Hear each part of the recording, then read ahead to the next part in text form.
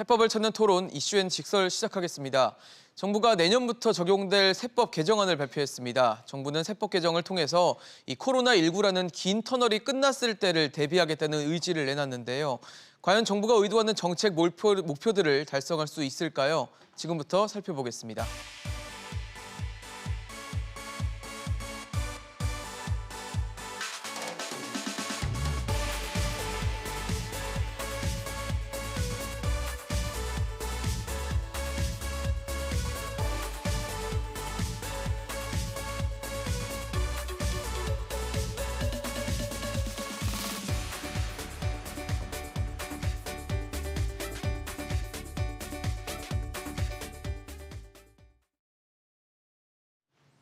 네, 오늘 함께해 주실 세 분 소개하겠습니다. 강남대 세무학과 안창남 교수, 성균관대 글로벌 창업대학원 김경환 교수, 나라살림연구소 정창수 소장 나오셨습니다. 어서 오십시오. 안녕하세요. 네, 매년 이맘때쯤 그러니까 다음에 적용될 세법 개정안을 발표를 하는데 늘 이 세법이라는 게 참 복잡하고 어렵게 느껴지는 분야이기도 합니다. 내년부터 적용될 2021년도 세법 개정안은 핵심을 좀 짚어보면 좋을 것 같은데 교수님, 이 핵심 좀 요약해 주시면 어떻게 표현하실 수 있을까요? 세법 참 어렵죠? 어렵습니다, 진짜. 예, 제가 세법을 가지고 한 40년 가까이 이렇게 봤는데 이번 세법 개정안을 봐도 제 스스로도 너무 어렵다라는 생각이 들 너무 정도 복잡하고요. 너무 복잡하고요. 어쨌든 정부가 합법적으로 국민의 또 기업의 돈을 이렇게 정부 쪽으로 이관하는 작업이니까 그렇죠. 물론 정치하게 해야 되고 복잡하고 하여튼 균형 있게 해야 되는 점에서는 그럴 수밖에 없다고 생각합니다. 이번 세법 개정안의 전체 알기 쉬운게 얘기한다면 이 코로나 이 사태를 극복하기 위해서 어떻게 경제를 좀 활성화할 것인가에 대한 방점이 주어지는 게 하나가 있고요. 네. 두 번째는 포스트 코로나. 네. 이 코로나가 끝나고 난 뒤에 우리나라 경제가 세계적으로 더 도약할 수 있도록 하는 나중에 토론 때 나오겠지만 R&D 세액 공제라든지 이런 선도적으로 어떤 그런 조세 정책을 펴는 그런 게 하나가 있습니다. 예. 세 번째는 갈수록 심화되고 있는 이제 부익부 빈익빈 현상, 네. 소득 재분배를 위해서 정부가 소득세 최고 소득 10억 원 이상에 대해서는 프랑스에서는 이것을 솔리다리테라고 합니다. 네. 연대세라고 합니다. 연대세요? 부자들에 대해서는 조금 더 사회에 기여를 하자. 그런 입장에서 세율을 42에서 45% 올린 점. 또 두 번째는 기부금이 있습니다. 돈을 많이 가지고 있는 자산가들이 기부를 많이 했을 때 그때 세액을 조금 더 증가시켜서 갈수록 이렇게 심화되고 있는 소득 재분배를 좀 완화시키는 역할을 이번 세제가 꾀하고 있다는 점은 눈에 띄지만 네네. 마지막으로는 그럼에도 이제 멀어지는 국가 재정 건전성입니다. 네. 이번 세제 개편안을 통해서 본다 할지라도 박근혜 정부 때 국가 재정 건전성이 있는데 그 지표하고 현 문재인 정부 지표가 있는데 이게 너무 격차가 많이 이제 벌어져 있습니다. 더 악화가 돼 있는데 이것을 어떻게 더 완화를 시킬 수 있는 방안이 이번에 제시가 돼야 되는데 그것이 좀 멀어지고 있다는 점에서 이걸 어떻게 해야 될까 세금을 하고 있는 사람이 있어서 걱정이 듭니다. 이 네 가지로 저는 요약을 할 수 있다고 생각합니다. 크게 경제 활성화 그리고 포스트 코로나에 대비하기 위한 각종 대책 그리고 양극화를 완화하기 위한 부분들이 나열이 돼 있다라고 평가를 해주셨고 재정 건전성에 대한 좀 아쉬운 부분도 지적을 해주셨는데 김경환 교수님 어떻게 좀 보셨습니까? 예, 저는 사실 우리 안 교수님하고 비슷한 생각을 가졌는데 그 중에서도 이제 제가 이제 전공이 스타트업이다 보니까 몇 가지 면에서 그래도 좀 긍정적인 효과가 나지 않을 거라고 생각을 합니다. 대표적인 게 어쨌든 이번에 강론에서 보면은 예. R&D 투자에 대해서 상당히 좀 정부에서 세액공제나 이런 세액공제를 좀 예. 늘려주겠다는 건 사실 세액공제라는 건 사후적으로 이제 지원을 해주는 거지만도 실제적으로 50%든 30% 이렇게 지원해주는 게 매출로 따지면 상당히 큰 금액의 지원 효과가 돼요. 그래서 저희가 같은 경우는 특히 R&D 투자 같은 경우가 2019년도 기준에서 보면은 GDP 대비해가지고 4.6%, 4.64% 정도의 네. 상당히 막대한 금액을 투자를 하고 있거든요. 그래서 세계 지금 2위, 물론 이제 이스라엘이 1위를 하고 있습니다만 예. 절대적인 금액이든 상대적인 금액이든 어쨌든 R&D 투자를 우리는 상당히 많이 하고 저기 나오고 있습니다만 네. 그러면 상당히 전 이런 면에서 긍정적으로 보고 있고 두 번째 제가 이 긍정적으로 보고 있는 거는 처음으로 이 그 지식재산 시장 활성화를 위해 가지고 정책적인 세제 지원을 강화하겠다는 게 이번에 아주 두드러진 것 같습니다. 알다시피 우리나라가 이 국제 특허 출원이라든지 또는 IP 획득이라든지 뭐 이런 건수가 세계 지금 4위를 하고 있어요. 상당히 많은 우리가 지식재산 더더구나 지금 뭐 지식재산에 관해서 미국이라든지 중국에 상당히 패권 전쟁을 벌이고 있는 상황에서 네. 이런 이 연구개발 결과물에 지식재산을 활용하는 것들이 상당히 중요한데 처음으로 이번 이 세법 개정안에는 그것이 이제 이 국가의 정책 아젠다로 채택돼 가지고 의미가 있네요. 지원을 해주겠다 하는 거거든요. 이거는 사실 스타트업 측면에서 상당히 중요하다. 중요하죠. 왜냐하면은 이 IP를 가지고 상당히 많은 이 비즈니스 기회가 창출이 되고 있는데 IP라는 게 지식재산권이죠. 지식재산권이죠. 예, 죄송합니다. 지식재산권 가지고 상당한 비즈니스 모델을 창출하고 있고 일자리를 창출하고 있고 대표적인 것들이 이제 이 저작권 같은 경우들 이런 것들이 사실 지금까지는 우리나라가 이 지식재산권 하면 발명 특허라든지 뭐 실용시장 이것만 생각하고 있었는데 네. 저작권이 상당히 지금 뜨고 있는데 우리가 지금 K컬처를 하고 있지 않습니까? 네. 이게 다 저작권 기반 비즈니스라는 그렇죠. 거죠. 그런 면에서 이번에 이 강론으로 들어가서 봤을 때 예. 여러 가지 그래도 두드러진 게 좀 있지 않는가 이렇게 좀 생각하는데 눈길을 끌만한 그럼에도 부분이 불구하고 있네요. 네. 전반적으로는 뭐 이 기존에 해왔었던 정책을 네. 좀 더 확대하고 확장한 그런 정도 수준이지 않을까 뭐 이렇게 생각하고 있습니다. 알겠습니다. 좀 하나하나 체크를 해볼게요. 저희가 뭐 지금 말씀을 드렸지만 정부가 지금 반도체 또 배터리 백신을 3대 국가 전략 기술로 지정을 하고 이 부분에 대한 좀 연구 개발과 이제 기술적인 우위를 점하기 위해서 세제 혜택을 부여하기로 했는데 정창수 소장님 그 지금 어떻게 보면 국가 전략 기술 키우겠다라는 의도일 텐데 네네. 어느 정도 효과를 좀 볼 수 있는 그런 뭐 효과적인 대책이 될 거라 보십니까? 일단은 저는 이제 원래 이번 이 세법 개정안에 어떤 슬로건이 선도형 경제 전환이고 한쪽으로 경제회복 지원이거든요. 그렇죠. 그러니까 선도형.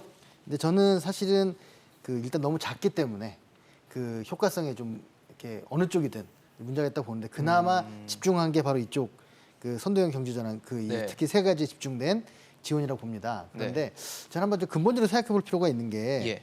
지금 요번은 사실상 대기업을 좀 특정하게 지원하는 감세거든요.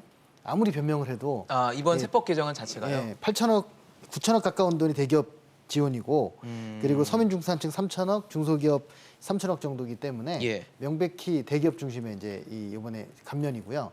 특히나 문재인 정부 이번 5년을 쭉 이렇게 보면 첫 해는 그래도 이 플러스 마이너스하고 5조의 증세가 있었습니다. 그렇기 때문에 재정 건전성을 좀 신경 썼던 거고요. 17년에. 네. 근데 18년에는 다시 플러스 2.5로 이제 감세를 좀 했다가 네. 그다음에 다시 19년, 20년은 아주 소액 정도의 증세가 있었어요. 37억이니까 뭐 하나만 한 건데 그러다 다시 이번에 1조 5천억의 감세거든요. 네.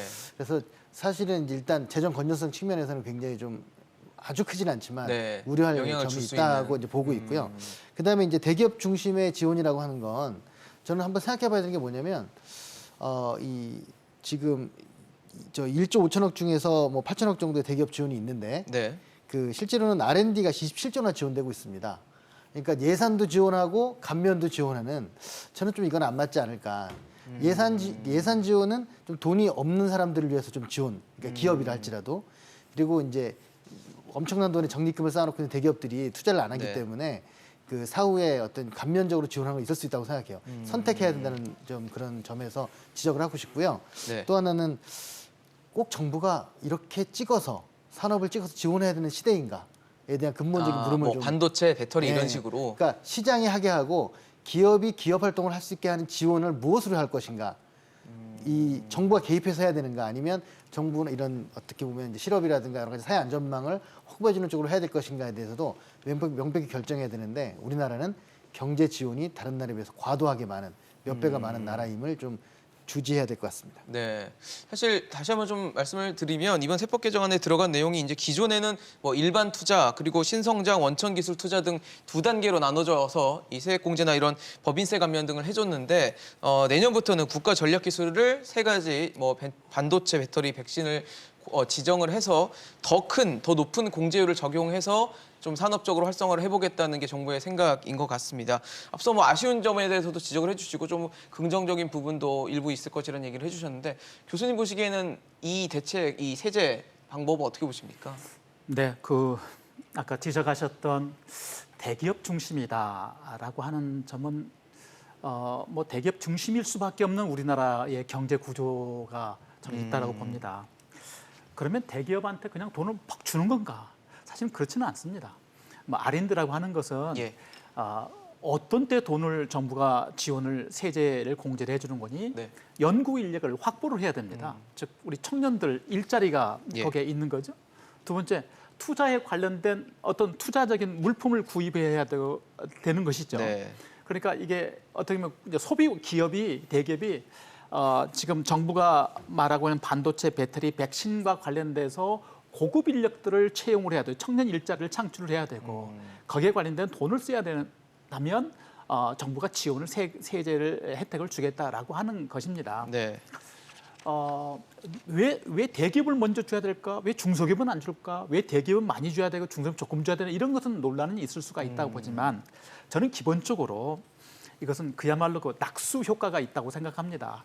지원을 하면 대기업이든 중소기업이든 여러 가지 기술을 발전해서 이제는 4차 산업혁명이 쭉 발전되면 발전될수록 이게 코로나가 끝나면 우리나라가 바로 더 많은 매출을 일으키고 예. 거기에 따라서 현행 세제 지원해 주는 것보다 R&D 세액 공제보다 더 많은 이제 법인세 증가가 올 수 있는 거죠. 네. 그런 점에 대해서는 저는 R&D 세액 공제는 저는 긍정적으로 봅니다.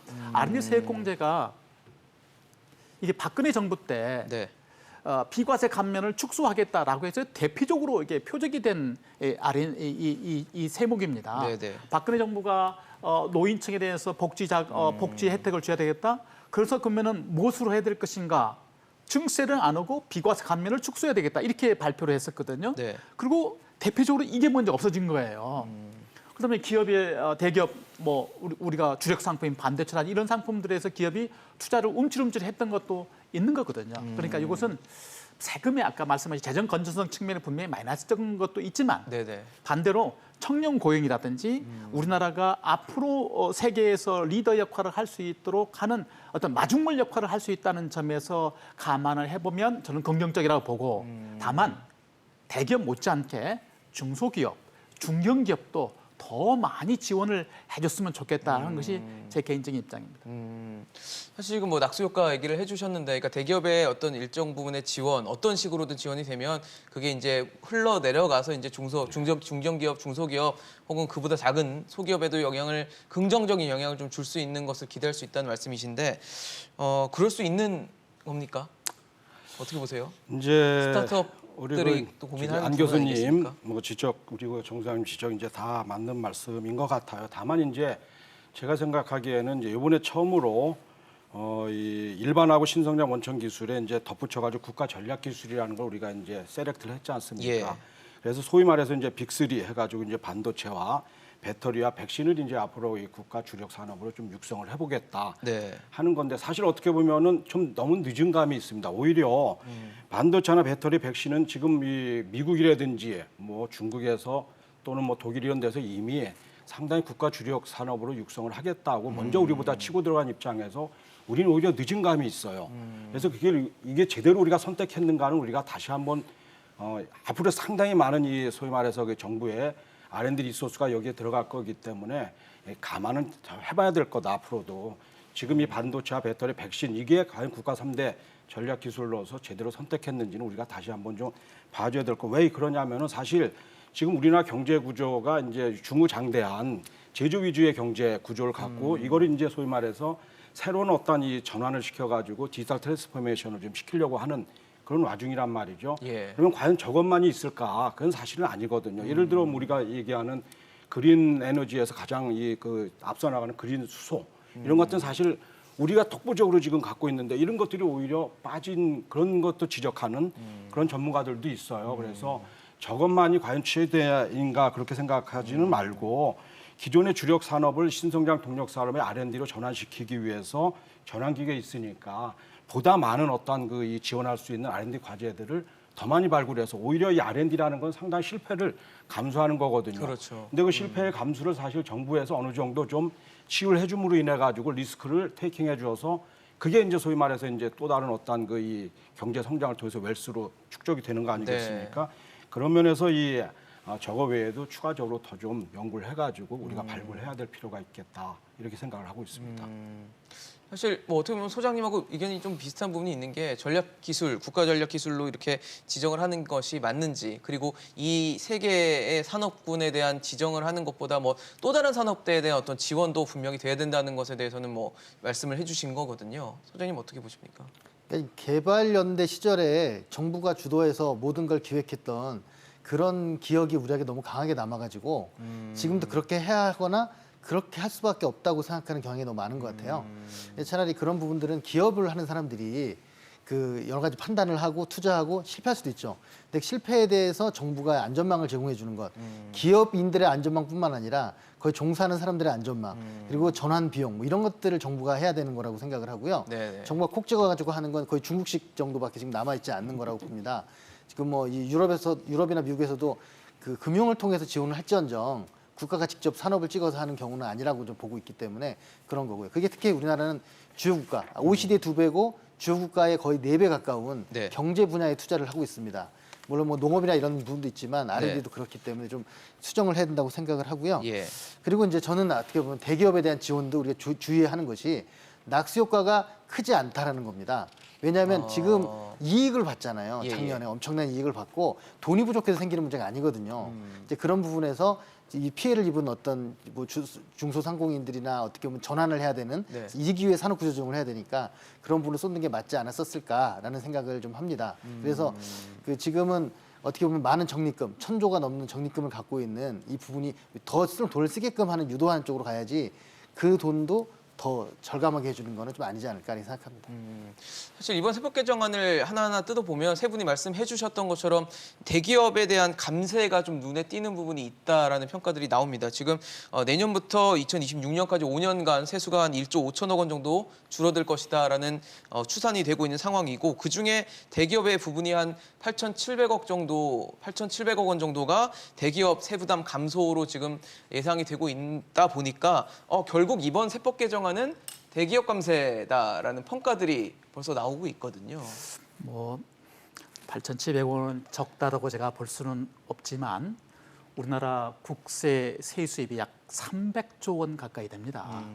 300조 원에 8,700억 원이죠. 1조가 안 되는 금액이죠. 그렇다 보면 그걸 가지고 작년 대비해서 올라갔으니까 대기업 중심이다라고 할 수는 있겠지만 네네. 그러나 그것이 우리나라 총 세수에 미치는 영향은 그렇게 많지는 않다. 다만 이런 얘기는 할 수가 있겠죠.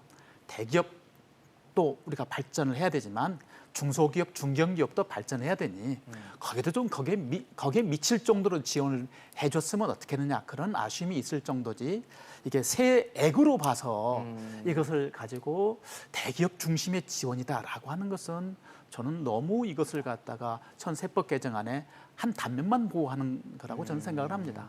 저도 사실은 이제 공감하는 의견이 있어요. 이 8천 이제 지난 문재인 정부가 이제 4년 동안은 계속 이제 대기업에 증세를 해왔던 거고, 네. 이번에 이제 임기 말에 마지막으로 이제 그 이 법인세 이 효과를 좀 대기업한테 준 거거든요. 그래서 지금 말씀하신 전체적인 금액에 대해서 세수에 비해서는 그다지 큰 금액도 아니고, 그리고 사실 청년들이 뒤에도 이제 우리가 논의를 하겠지만도 가장 중요하게 생각된 게 양질의 일자리인데, 그렇죠. 양질의 일자리가 결국은 청년들이 생각하는 양질의 일자리는 대기업인 거거든요. 그러니까 네. 대기업이 어쨌든지 간에 소위 말해서 성장을 할 수 있는 그런 자양분을 계속 만들어줘야 될 그런 것들이 좀 이런 수단을 통해서 좀 되지 않을까 해서 이번 같은 경우는 조금은 좀 어떻게 대기업 중심의 이 감세 효과가 아니냐 이런 이 시각도 있을 수 있겠지만도 좀 더 거시적으로 보면 그래도 좀 긍정적이지 않을까 뭐 이렇게 저도 보고 있습니다. 아마 상대적인 표현을 쓰시는 것 같아요. 중소기업이나 뭐 더 작은 소상공인들 이런 부분들에 대한 서민들에 대한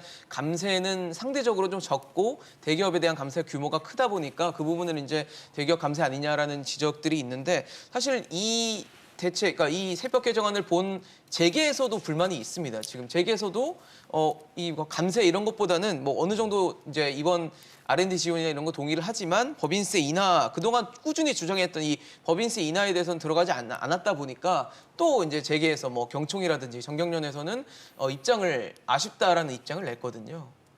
어떻게 보세요? 근데 만약에 그 세금을 많이 낸 사람 액수가 얼마 안 되기 때문에 그렇다 하더라도 모든 건 상대적인 거거든요. 그렇겠죠. 그러니까 지금 요번에 세법 개정 중에 유일하게 그나마 했던 게 EITC를 근로장려세제를 200만 원 이제 늘려준 것인데요. 기준이 늘어났죠. 사실 이제 그거는 최저임금이 올라가기 때문에 2,200까지 정도 이제 인정해 준다는 건데 그래서 저는 이제 굉장히 좋은 제도라고 봅니다만 이게 또 해봤자 2천억밖에 안 돼요.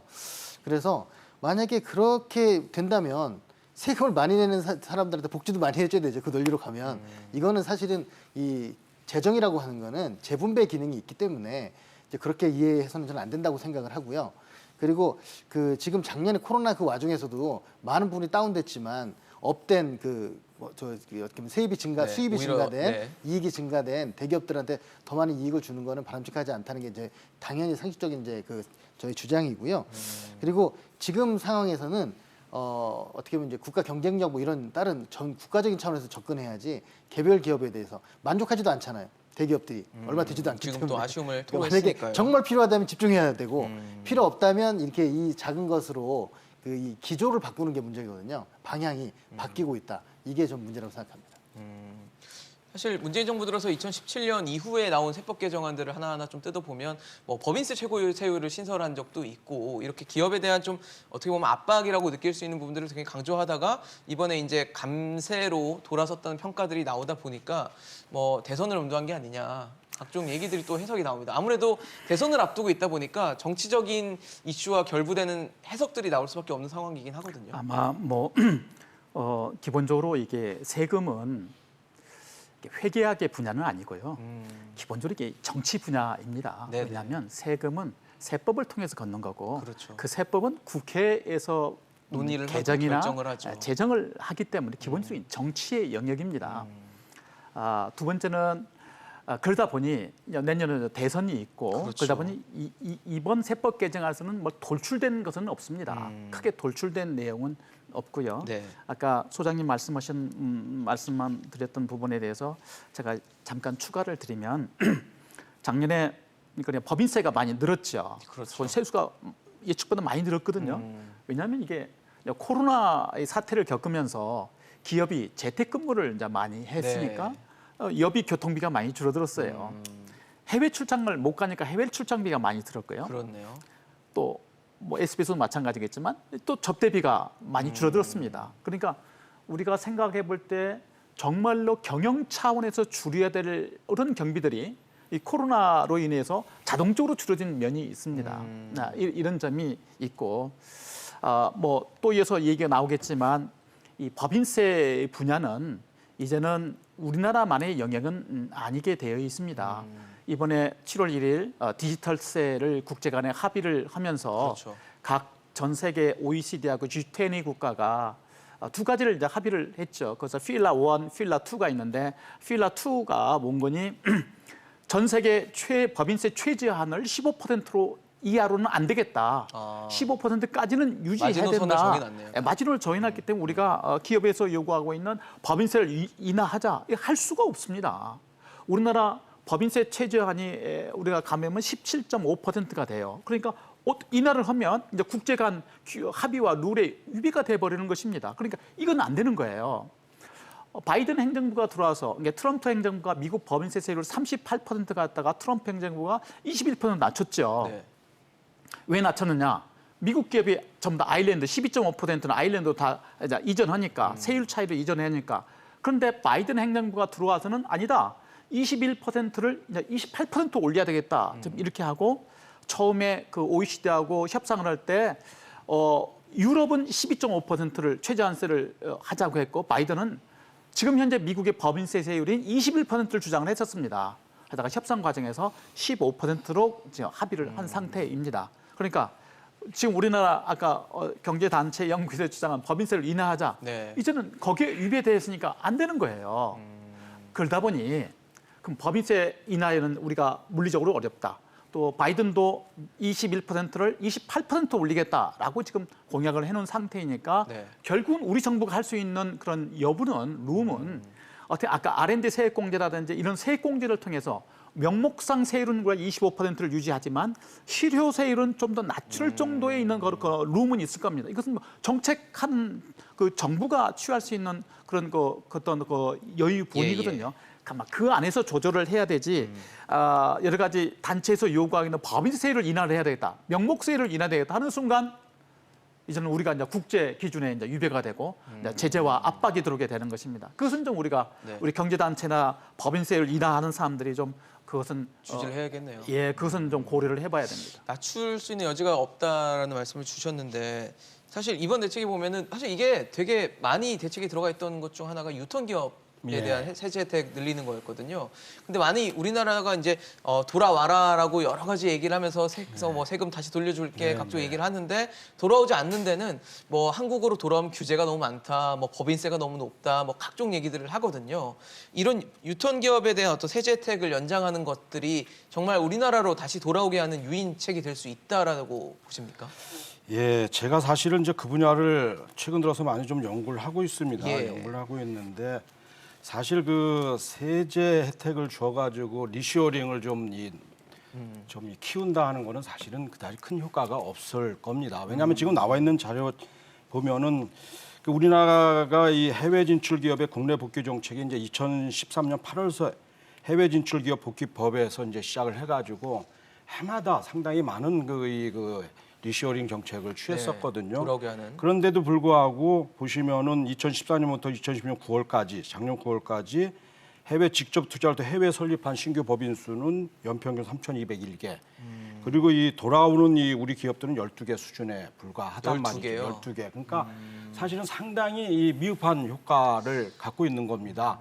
그래서 세제만 가지고선 이 리시어링이 좀 늘어날 수 있는 것 같지는 않고요. 다만 이 다른 어떤 또 다른 정책이 같이 좀 합쳐져 가지고 그렇게 했을 경우 이제 유통기업이 좀 늘어나겠는데 그 대표적인 것들이 이제 사실 우리나라 같은 경우는 이제 그 경제 구조 자체가 대기업하고 중소기업의 어떤 수직 계열화가 지금 돼 있는 형편이거든요. 그래서 대기업이 하나 나가면은 상당히 많은 그 중소기업들이 쫓아나가고 네. 또 뭐 어디로 이사하면 또 쫓아나가고 이런 거거든요. 그래서 자꾸 이제 이 대기업적인 그러니까 리쇼링만 놓고 본다면은 이 해외 나가 있는 대기업들 중에서 지금 그 미국의 바이든 행정부도 사실 그걸 지금 취하고 있고 트럼프 행정부터 그걸 하고 있는 거거든요. 그래서 이런 대기업들이 돌아올 수 있는 그러면 이제 사실 그냥 그 밑에 이제 이 중소기업들이 이제 쭉쭉쭉 이제 쫓아오는 거거든요. 그래서 그런 것들이 좀 필요하지 않. 예를 들어 2019년도에 한 개 대기업이 복귀를 했는데 네네. 거기에 5개 기업이 동반으로 같이 왔단 말이죠. 그래서 이런 정책이 좀 취해야 될 거가 좀 보여지고요. 두 번째로 국내 복귀 요건이 좀 까다롭습니다. 다른 나라에 비해서. 그래서 해외 유사 사례를 조금 감안을 해가지고 그래서 예를 들어 뭐 이제 좀 폭넓게 인정하자는 거죠. 그래서 해외 사업장의 어떤 이 축소 이런 거에 우리가 이제 좀 이 포커싱을 두지 말고 예. 돌아왔을 경우 이제 국내 투자를 좀 하는 그런 업종들 또는 고용 창출이 좀 증대되는 업종들 이런 걸 통해서 세제뿐이 아니라 다른 어떠한 추가적인 지원을 해줘가지고 리쇼링을 좀 해줘야 되지 않을까 뭐 이렇게 이 생각을 하고 있습니다. 사실 그냥 이렇게 세금 부담 줄여줄게라고 해서 그럼 돌아오겠지라는 게 참 막연한 기대일 수 있는 게 어쨌든 나갔다는 얘기는 그 해당 다른 나라 외국의 사례와도 비교를 해야 되는 게 미국은 지금 자국 유치를 하려고 각종 또 거기서 혜택을 또 주고 있기 때문에 기업 입장에서는 비교를 할 거고 우리나라로 돌아왔을 때 우리나라 같은 경우는 노동 경직성, 노동 유연성이 떨어지는 평가를 받고 있는 나라기 때문에 이런 노사 갈등에 대한 어떤 노동적인 또 고민을 할 수밖에 없는 게 기업 입장이거든요. 어떻게 보세요? 근데 이제 지금 딱 두 가지거든요. 물론 크게 뭐 여러 가지 이유가 있지만 이 시장의 문제와 비용의 문제입니다.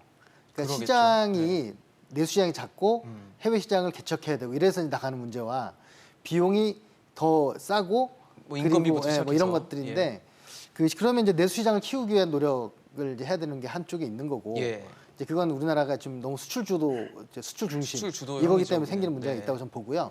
근데 비용의 문제는 인건비를 그렇다고 낮출 수는 없잖아요. 그러니까 저는 결국 생산성을 높여서 상대적으로 저 인건비가 낮아지는 쪽으로 가는 게 맞다고 봅니다. 그래서 만약에 저는 일자리 예산이나 이런 정부가 지원을 할 때 네. 보면 그냥 한시적 일자리, 일시적으로 그냥 그 고용 유지라든가 뭐 네. 제가 그래서 고용하지 않아도 되는데 고용하는 이런 것보다는 차라리 이 뭐 좀 이 지금 김 교수님 같이 이렇게 이런 분들이 새로운 어떤 산업 내지는 그 또 창의성이 좀 보장이 되는 어떤 신산업 중심으로 하고 생산성을 높이는 여러 가지 투자를 하는 게 맞다고 봅니다. 일자리 예산도 교육 쪽에 좀 네. 그래서 이후 부집행위원장이 얘기한 것처럼 복지가 아니라 교육이다. 그쪽으로 가는 게 맞다고 생각하고요. 지금 각종 지방에서도 여러 가지 그 혜택을 주거든요. 근데 지금 국가산업단지가 30%가 비어 있고 지방산업단지 70%가 비어 있습니다. 없어서 못하는 게 아니라 안 올 온다는 수가 거죠. 없는 거죠. 네. 거기에 세계 덧붙여서요. 예. 제가 이제 지적을 하셨는데 사실 우리가 이제 그 글로벌라이제이션 또 뭐 인터내셔널 해가지고 해외 진출을 시작했었던 것들이 이제 이 김영삼 정부서부터 이제 본격적으로 시작이 됐었던 90년대네요, 겁니다. 그러면. 근데 이제 그때는 사실은 그 비용 위주로 이제 우리가 해외로 나갔었던 거예요. 그러다가 이제 어느 순간에 이제 시장을 찾기 위해서 이제 나갔던 거 말입니다. 그러면 이제 지금도 여전히 그 해외로 나가는 거에 이 주요 이 동기는 네. 시장을 찾아가는 거하고 비용을 찾아가는 건데 사실 비용을 찾아가는 것들은 이제는 죽을 수밖에 없어요. 왜냐하면 전 세계적으로 어느 정도 이 코스트들은 이제 물론 아주 제3세계 못 사는 나라 외에는 뭐 중국만 하더라도 상당히 지금 이 임금이 올라가 있잖아요. 네. 그래서 이 비용을 추구해가지고 갔었던 기업들을 리쇼어링 하는 것들은 네. 힘들 겁니다. 근데 더군다나 시장을 찾아서 나갔던 기업들을 리쇼어링 하는 건 더 힘들어요. 그렇겠네요. 지금 이 독일의 그 유명한 이 경제학자가 이제 강소기업 히든 챔피언을 주장했던 헤르만 지문이란 교수가 얼마 전에 컬럼에서 이런 얘기를 했어요. 앞으로 그 수출 지향 위주의 경제 구조를 갖는 나라들은 코로나19 이후에 대단히 힘들어질 거다는 거죠. 왜냐 이게 시장들을 찾아가지고서 이미들 다 나갔어요 기업들이. 그러니까요. 우리나라 같은 경우도 이미 뭐 미국에 지금 40몇 조를 들여가지고 대기업들이 갔단 말이죠. 그렇죠. 이건 사실 비용을 찾아간 게 아니고 시장을 찾아간 거예요. 그래서 리쇼어링 정책 같은 경우는 결국은 그 이런저런 것들을 감안해봤을 때 이런 세제 효과만 가지고서는 그렇네요. 전혀 비용으로만 이게 영향이 해결될 수 있는 게 비용 절감 아니네요. 문제가 아닙니다. 그래서 신성장 어떤 이 혁신 동력 분야를 발굴해가지고 왔을 때 이쪽에 하고 시너지가 날 수 있는 뭐 이런 것들을 좀 발굴해야 되지 않을까. 그래서 좀 새로운 어떤 이쪽은 발상의 전환을 좀 해줘야 될 분야라고 저는 생각을 하고 있습니다. 사실 이렇게 유턴, 리쇼어링 기업들을 늘려야겠다고 생각하는 건 아마 가장 큰 이유 중에 하나가 고용일 겁니다. 기업이 들어오면 거기서 고용이 또 창출되기 때문인데 이번 세법 개정안에도 이제 고용을 좀 확대하는 부분에 대한 세법들도 있어요. 근데 고용 증대, 그러니까 상시 근로자를 늘리면 인원에 비례해서 일정 기업을 이제 뭐 법인세나 소득세에서 이제 감면을 공제를 해주는 제도인데 참 그러면 좋겠습니다. 실제 일자리가 늘어나는 것으로 연결이 되면 참 좋겠는데 실제적으로도 그런 효과를 기대할 수 있을까요? 지금 한 명을 늘리는데 예. 1,300만 원 세금을 이제 깎아준다고 그러잖아요. 깎아주겠다. 최대. 네. 기업주가 1,300만 원을 만약 혜택을 받으면 한 명을 고용하는데 들어간 비용이 있을 겁니다. 그렇겠죠. 들어가는 비용뿐만이 아니고 거기에 4대 보험까지 합치면 더 많이 들어가겠죠. 그렇죠. 그리고 교육을 또 해야 될 거 아니에요. 그러면 1,300만 원 때문에 한 명을 추가적으로 할까? 볼런터리하게 내가 원해서 기꺼이 하겠느냐 하는 것이죠. 이건 저는 부정적으로 봅니다. 부정적이세요. 네, 물론 정부가 뭐 이것조차도 안 하면 그러면 어떻게 할 것인가 그런 의미 때문에 정부가 이건 한다고 봅니다. 아까 유턴 세제도 똑같거든요. 그렇겠죠. 유턴을 아무것도 안 하면 돌아오지도 않으니까. 아무것도 안 하면 돌아오지도 않는 거고 트럼프 같은 경우에는 돌아오면 그 전에 죄는 묻지도 않겠다. 세금 부과하지 않겠다. 그렇게 해도 안 돌아옵니다. 이제는요. 그렇죠. 아일랜드 법인 세율이 12.5%. 네. 그러니까 우리도 12.5% 아니 부과 수밖에 안 하겠다 없겠- 해도 아일랜드에서 미국으로 돌아오지 않거든요.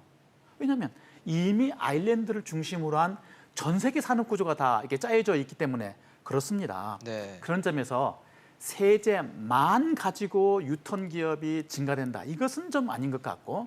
그렇지만 정부 입장에서는 뭐 이거라도 안 하면 뭐 쿠클도 이거라도 해야 되지 않겠느냐 하는 입장에서 이 시각은 우리가 살펴볼 필요가 있다. 특히 고용 관련 거 같은 경우에도 예. 정말로 청년 저는 대학교에 있기 때문에 제 아이들이 나가면 정말 좋은 일자리를 좀 가졌으면 좋겠어요. 정말로 크리에이티브한 아니 뭐 대기업이 아니라도 네. 정말 열심히 잘하고 있는 그런 업체에 취업을 했으면 좋겠어요. 하지만 이 코로나 때문에 사실은 그렇게 되지가 않습니다. 전망이 또 밝지가 않습니다. 그렇죠. 너무나 국제적인 경쟁이 치열하기 때문에 정기적으로 뽑을 수도 없습니다.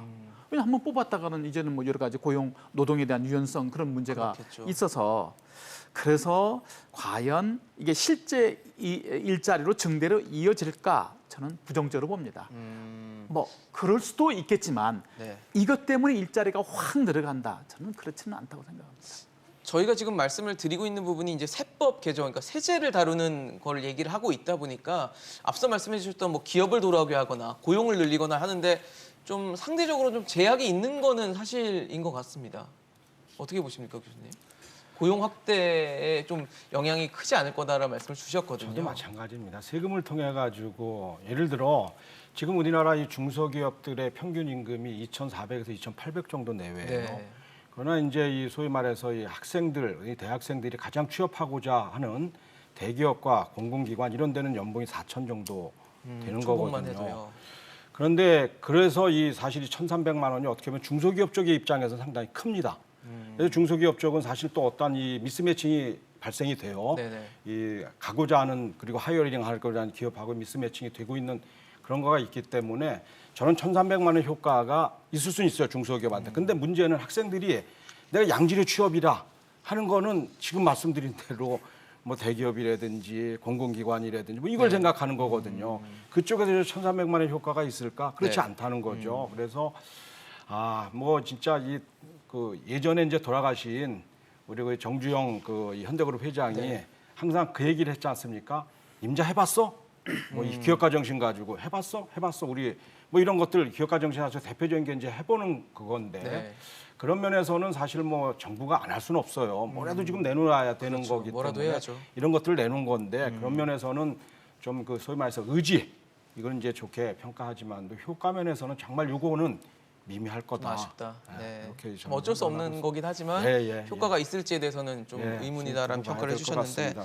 사실 코로나19가 이렇게 지속되면서 가장 크게 타격을 입은 곳이 자영업, 소상공인일 텐데 자영업자와 소상공인들이 피해를 입으면서 청년층도 어려워졌어요. 청년층도 뭐 아르바이트 할 수 있는 자리가 줄어들거나 이러면서 굉장히 어려운 시기를 겪고 있다 보니까 입법 세법 개정안에도 이 청년층에 대한 뭐 경제적 좀 지원을 할 수 있는 부분들이 들어가 있습니다. 만 19세부터 34세 청년에게 뭐 저축액을 더 주거나 또 금리를 더 얹어주거나 소득공제해주는 뭐 여러 가지 혜택들이 있는데 역시 가장 중요한 건 이제 효과겠죠. 과연 이런 것들이 청년층에게 실제적으로 어느 정도 효과를 줄 수 있을 거라고 평가하십니까, 소장님? 뭐 이것도 사실은 고용중대 아까 세제 방안하고 비슷한 거죠, 사실은.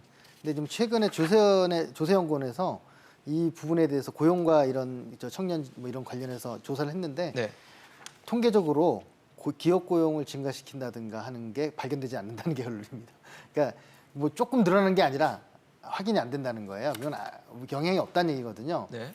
그런데 이거 왜 그럴까 생각을 해보면 제가 볼 때는 아까 제가 앞에 말씀드린 거랑 비슷한데 저는 가장 큰 게 일단은 구축 효과가 있습니다. 그러니까 이 돈을 받아서 안 해도 될 부분이 살아 있는 거예요. 네네. 구축돼서. 네. 그러니까 예를 들어 고용을 안 해도 되는데 중소기업 같은 경우에 고용을 하거나 이런 부분도 일부 있고요. 또 하나는 관료들의 할거주의 문제가 있습니다. 저는 아까 뭐라도 해야 되지 않는가 말 굉장히 저는 싫어합니다. 왜냐하면 아니 돈이 제한돼 있어서 할 수 있는 걸 못하는 게 많은데 뭐라도 해야 된다는 건 뭐냐면 각 부서가 돈을 자기들의 부서의 돈으로 생각하고 하던 걸 계속 하는 거거든요. 그래서 만약에 신성장 동력 산업이나 뭔가 집중해서 크게 지원해야 되는 부분들에 지원이 안 가고 거기도 조금밖에 안 가고 찔끔찔끔 투자. 그래서 결국 찔끔찔끔 효과밖에 안 나는 게 문제라고 생각하고 이 청년 관련해서도 제가 다 봤거든요. 이렇게 많이 지원한다는데 실제로 몇 명씩 안 돼요. 그 숫자가 몇 명 안 되고요. 아, 이 대상이 될 수 자체가 있는 올바르냐는 둘째 문제고 이 올바른지는 둘째 문제이더라도 효과라도 날려면 확실히 지원이 돼야 되는데 이 뭐 적금 얼마 주고 병사들 얼마 이 숫자가 전체 청년들에 비해서 매우 적고 노인들이 가는 거에 비해서 액수가 매우 적습니다. 네. 여기에서 또 하나 지금 지적할게요. 네. 지금 이게 맞는 얘기인데 상당히 많은 지금 이 정책 제안을 지금 이번에 한 거거든요. 들어있죠. 예. 근데 거기 보면 이런 게 있어요. 이번 안에 청년에게 연 600만 원씩 적금을 들면 정부가 2년간 36만 원을 지원해 주겠다. 아, 네. 그러면 1,200만 원의 적금을 들고 36만 원을 지원을 해주겠다는 건데 이건 참 청년들의 실상을 너무나 모른다는 거죠. 이게 무슨 효과가 36만 원이면 지도 진짜 뭐 어떤 때 보면 지도 친구들끼리 만나가지고 그 소위 말해서 이 야유회 한번 갔다 와서 쓸 수 있는 비용이란 말이죠. 그러니까 이런 것들이 사실은 이 어떠한 청년들의 정책을 내놨을 때 참 무의미하게 만들는 아주 이런 것. 그래서 우리 소장님이 뭐라도 해봐야 되지 하는 이런 것들이 싫어하는 이런 얘기가 나올 수 있게 만드는 네. 것들이 이런 거라는 거죠. 그래서 좀 이 청년들의 실상이라든지 것들을 좀 더 피부적으로 들어가서 좀 보는 것들 이런 것들이 좀 나와줘야 될까 그렇게 생각을 합니다. 저 같은 경우는. 지금까지 계속 얘기가 나오는 게 이제 뭐라도 해서 하는데 실제 효과는 좀 미미할 것이다라는 얘기를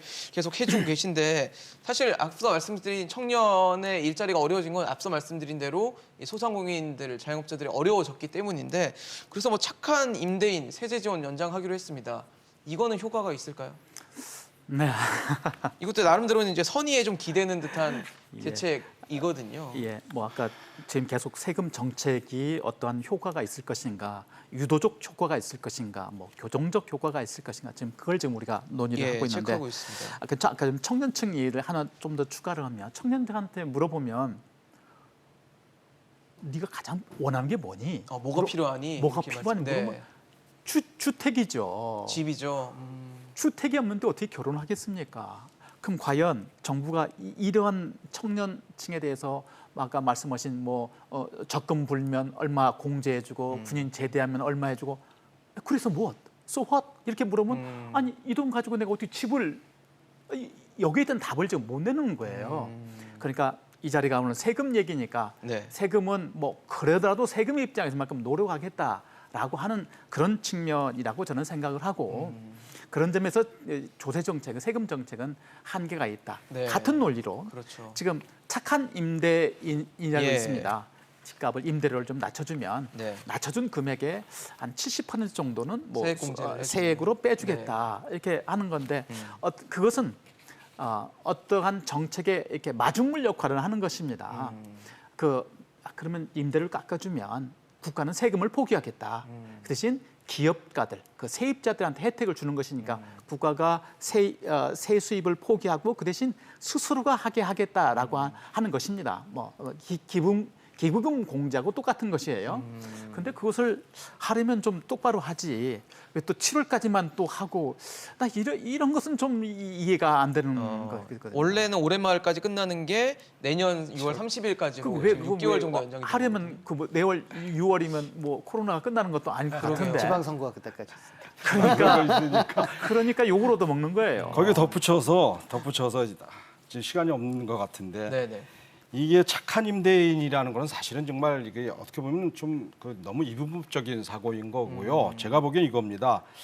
앞으로 이 소위 말해서 이 구독 경제하고 그다음에 공유 경제가 지금 발전이 되잖아요. 구독 그렇죠. 경제는 아시다시피 이제 집에서 배달해 먹는 네. 거. 공유 경제 같은 경우는 이제 임대 공간을 공유해서 같이 쓰는 거. 쉐어하는, 네. 이런 류의 경제 구조로 바뀌고 있는 거거든요. 그런데 지금 바뀌고 있는 와중에 전통적으로 갖고 있었던 우리 임대인들이 그걸 지금 못 쫓아가고 있는 거란 말이죠. 그래서 단기적으로는 어쨌든 이런 정책을 취해서 임대인과 임차인의 도움을 좀 줘야 되고 중장기적으로는 이러한 로컬 매장을 좀 규모를 축소시킨다든지 또는 그 업종 전환을 지원해준다든지 디지털 트랜스포메이션이 돼야 됩니다. 그래서 공유경제하고 구독경제가 새로운 어떤 시장의 패러다임으로 시프트하고 있는데 이 분야가 가장 혜택을 또는 충격을 받을 분야가 이 분야인 거거든요. 그런 면에서 이제 이분들을 위한 어떤 교육도 좀 더 향후 좀 강화시켜줘야 되겠고 특히 디지털 마케팅에 대해서 뭐 이런 교육을 좀 시킨다든지 해야 될 필요성이 있어요. 그리고 임대료 같은 경우는 사실 착한 임대료보다는 독일처럼 그냥 한 90%를 정부에서 세수금으로 그냥 지원을 해주는 거예요. 아, 어떻게 보면 임대료 맞습니다. 자체를. 임대료 자체를. 그럼 착한 임대료에서 그러면 거기에 임대료 안 정한 사람은 뭐 착한 임대인 아닙니까? 그러게요. 착하다 안 착하다로 좀 구분하는 것 자체가 문제가 있다는 예. 지적을 해주셨습니다. 오늘 이슈인 직설은 이 내년도 2021년도에 적용될 세법 개정안을 체크를 해봤습니다. 세법 말씀 들어보니까 이제 정부도 나름대로는 뭐라도 해봐야겠다라는 의지를 담은 세법 개정안이었지만 실제 어떻게 효과가 날지에 대해서는 여전히 좀 미지수인 부분도 있고 좀 미약할 것으로 예상되는 부분들도 있습니다. 가장 중요한 건 현장의 목소리, 현장의 얘기일 겁니다. 그 목소리를 들으면서 세법 개정안도 그에 맞는 수준의 세법 개정안이 나오보기를 기대하겠습니다. 오늘 안창남 교수, 김경환 교수, 정창수 소장과 함께했습니다. 이슈 앤 직설 오늘 준비한 소식은 여기까지입니다. 지금까지 시청해주신 여러분 고맙습니다.